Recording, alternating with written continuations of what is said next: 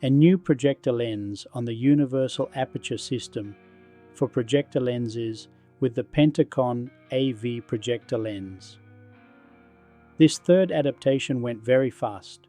Shorten the lens until the behind lens element is free.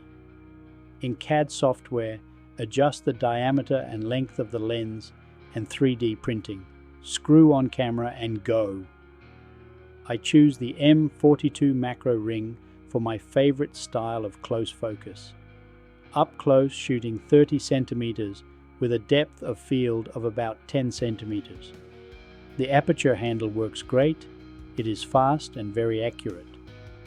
With this system, you no longer work with aperture's values, which have become unimportant.